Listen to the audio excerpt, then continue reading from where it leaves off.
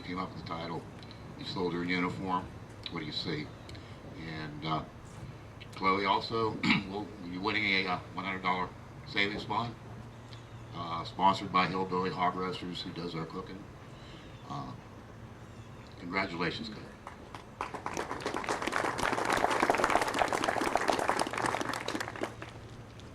A soldier in uniform, what do you see?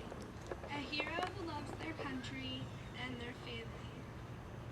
When you have to leave us and travel overseas, you put on your uniform from the land of the free. You had seemed so calm before I bid you goodbye, but now I just can't help but notice those blue eyes. As you scan your family's faces on this cool day, not knowing the future, just knowing today. You have no idea of what to expect. You're doing this for your country. There's no regrets.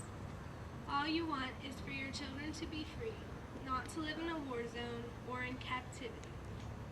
You're leaving your country, your family, your home, to be overcome by a feeling of being alone. Seeing your fellow soldiers shot down next to you reminds you of why you came here and what you have to do. You would die for your family any day, and that thought never seems too far astray. The day comes when you finally fly home, tears fill your eyes, you are no longer alone. You left, but the war hasn't ended. To the soldiers still there, our prayers are extended. A soldier in uniform, what do you see? A hero who loves their country and their family.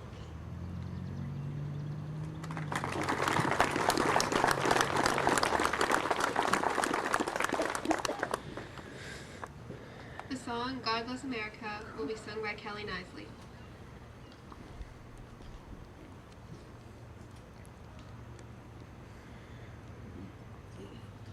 God bless America, land that I love. Stand beside her and guide her through the night with the light from above. From the mountains to the prairies, to the oceans wide with foam. God bless America, my home, sweet home. God bless America, my home, sweet home.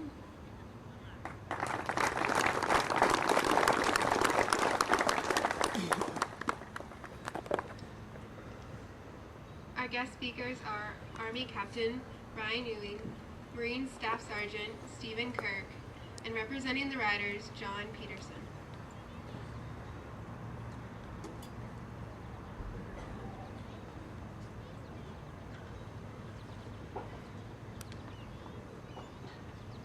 A few days ago, I was at the interment of a soldier from Western PA who had died in Iraq while he was serving with the 3rd Armored Cavalry Regiment. As I heard the volleys of the salute and the last measure of taps echo across the green hills, I saw the numerous bronze markers identifying the veterans' graves, and I had to wonder how many ceremonies had occurred there over the years. How many times had tap echoed across those same hills? And how many families must have grieved. I was reminded of the many times I personally have been present when we paid our last respects to our fallen soldiers, and how it has affected so many lives. On the long ride home, I wondered how I could convey those feelings and experiences to those gathered here today.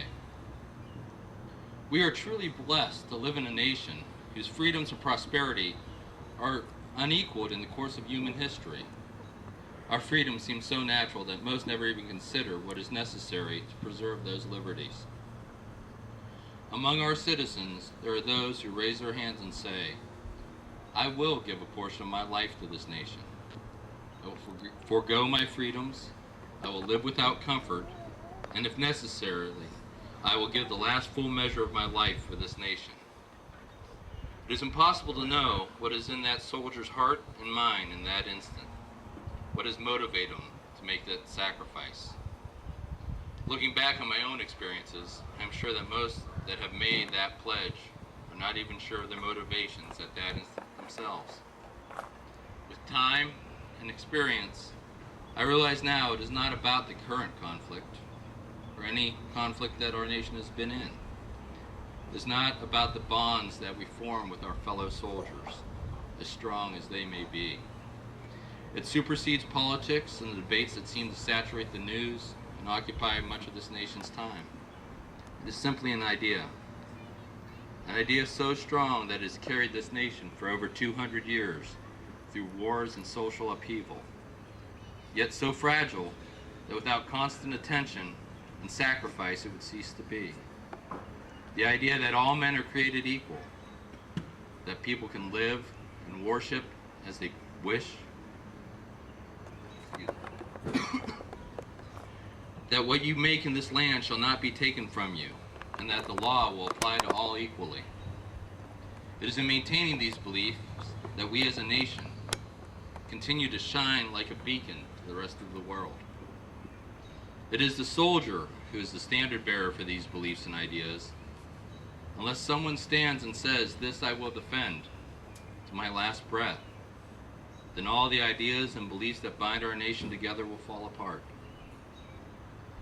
For the families of our fallen soldiers gathered here today, I know no words can truly represent the feelings of respect and sympathy we hold. Today, we gather here not just to remember our fallen soldiers and show our support to their families. We gather to let all know that if by some small sacrifice on our part we can ease the burden of these families, we will gladly do so. While I will never grow fond of hearing taps being played, I know now that it is more than a final farewell to a soldier. It is a call to all that hear it. The tune tells them that they are safe, that they are free, and that there are those still out there willing to make any sacrifice to keep it so. I thank you all for your time and your support.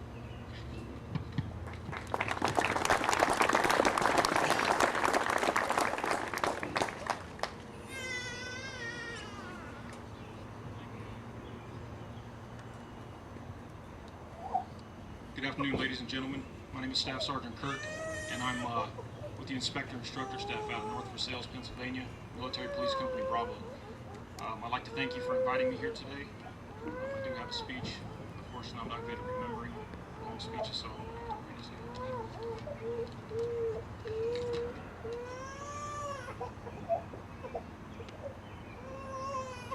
When I think of our heroes and what they mean to our country, it's pretty obvious that as we gather here today that freedom is not free.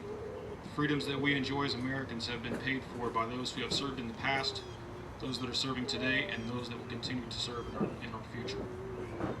This ultimate sacrifice has been made by hundreds of thousands of men and women throughout our history in the name of freedom and democracy. Often paid for in a foreign land, these sacrifices have guaranteed the freedoms of all Americans, and for that we as a nation are forever grateful.